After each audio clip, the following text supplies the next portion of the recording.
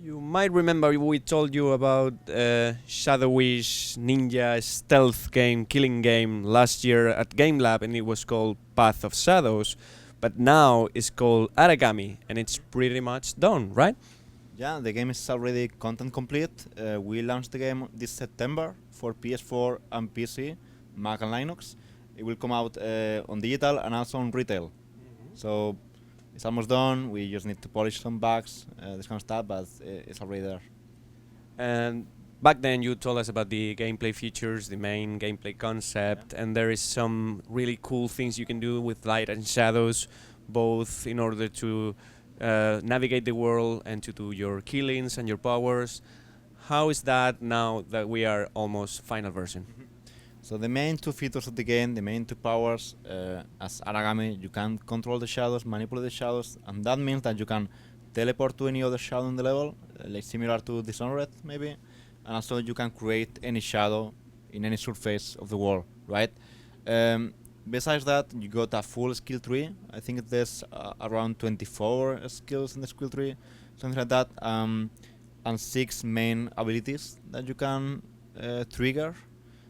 So there's like 3 abilities for more stealthy players and 3 abilities for more aggressive players. You can, for example, place traps that can trigger like a black hole to swallow your enemies.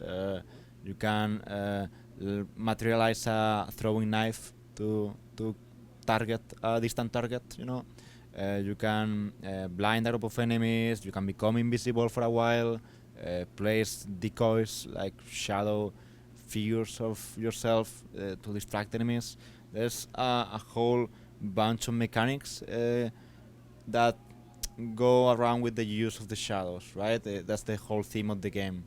And of course we built on everything that is the basic mechanics. So if of course you can teleport anywhere in the game, but you can combine that with the stealth kills, or well, you know, there's the idea of the freedom of movement, that you can just go anywhere in the level that you want to go, right?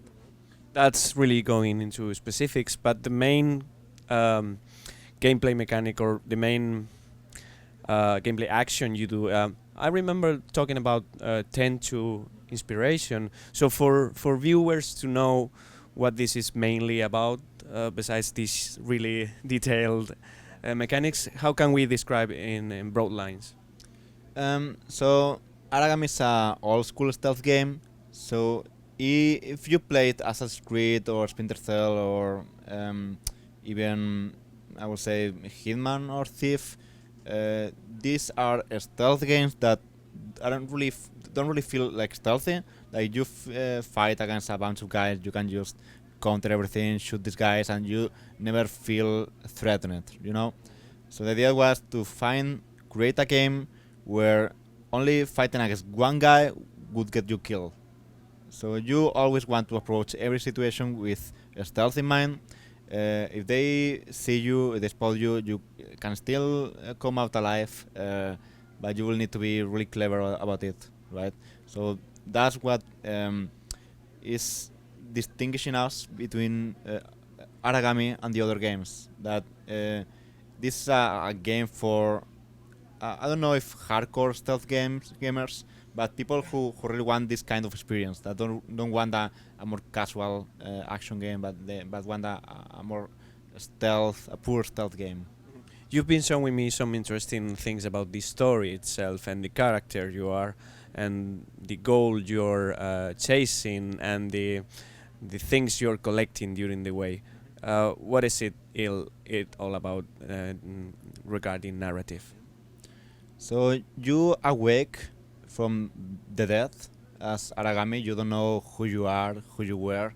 You only face this girl named Yamiko that says that she needs help, that there's these bad guys that have taken her prisoner, right?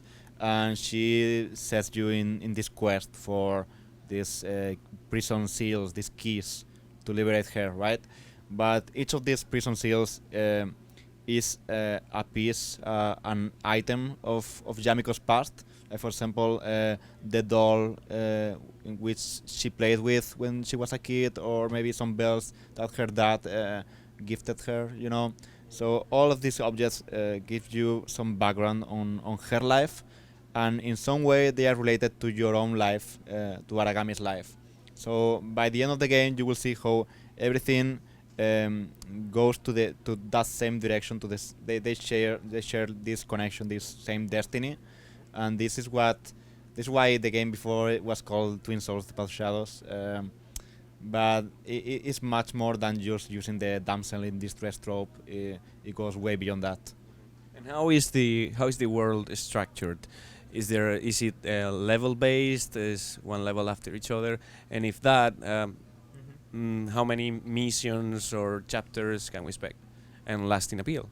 You can expect around 13 chapters. There's 3 boss battles in the game, and the game should be around 6 or 7 hours of gameplay, but it depends a lot on the kind of player that you are, right?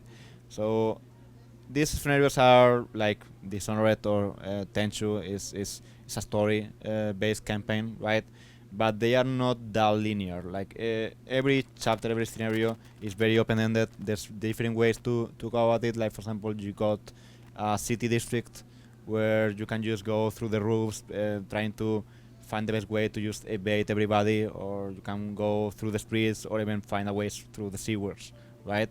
So even if it's a linear story, there's always ways to replay each level, find different ways to navigate the same level, find ways to beat the level without killing anybody or killing everybody. We don't make distinctions from that, and also try to get every collectible in the game.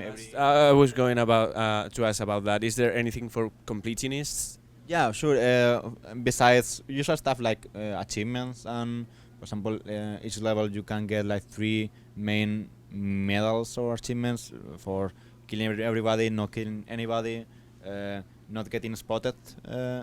There's also like shadow scrolls that we like to call them. These are pieces of story for the game that you can get them, learn more about the game. They detail a piece of diary, you know, or a letter of somebody.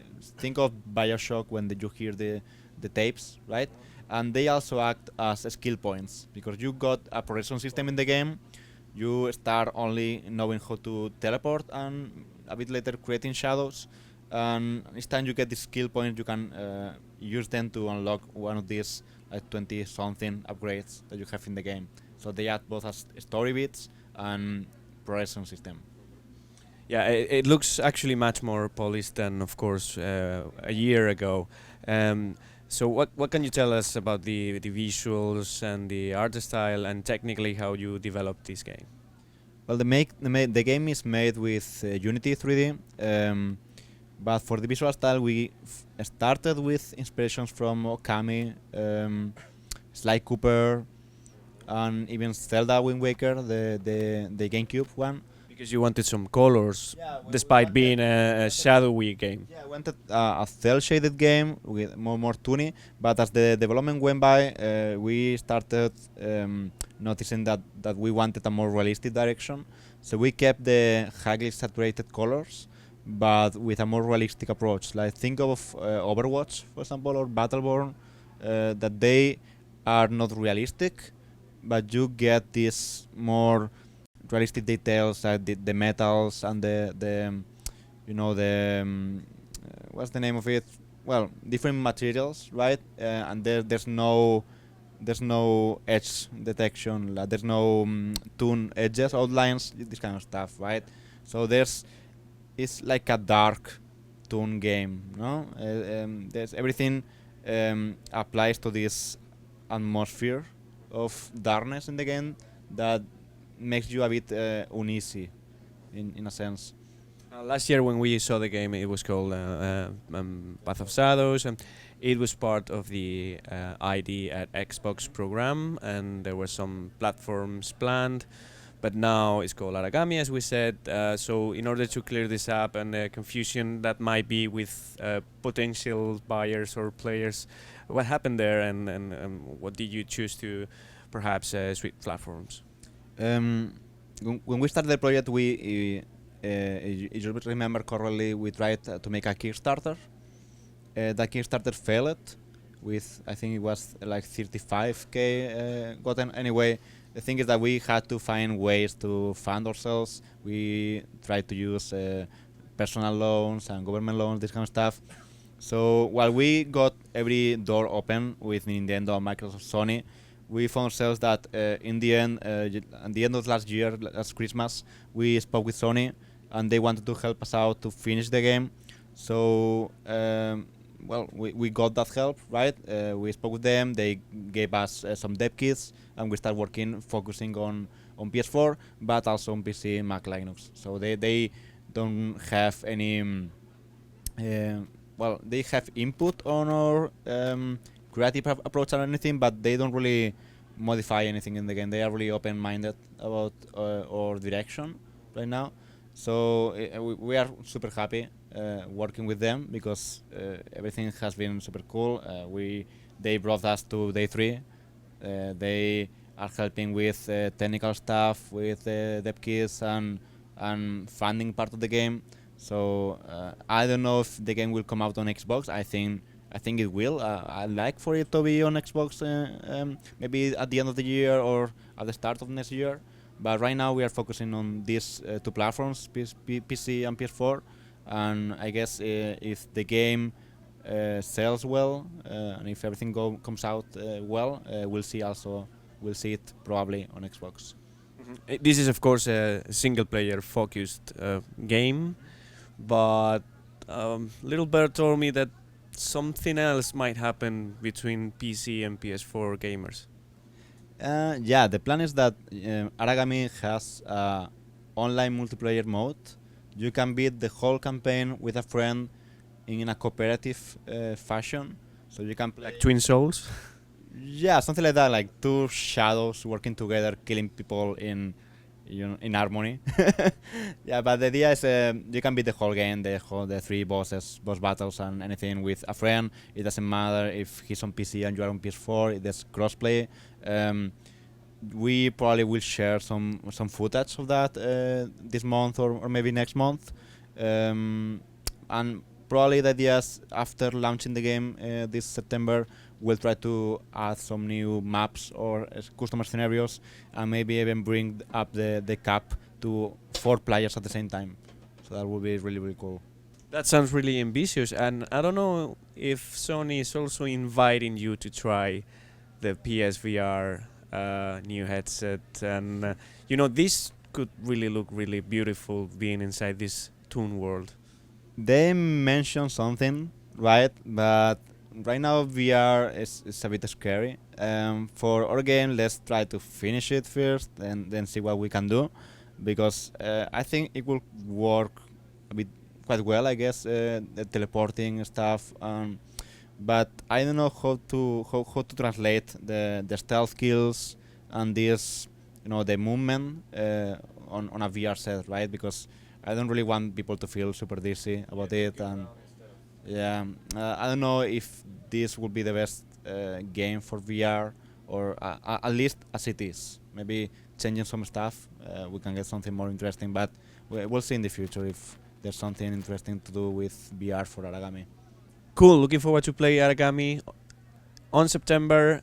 And the price point is decided already? The price point is not set, but it will be probably around $20 or euros or something like that. It's not a full price game. We can't really compete with the big titles, but it will be affordable. Mm-hmm. Thank you very much for your time, David. Thank you for everything, David.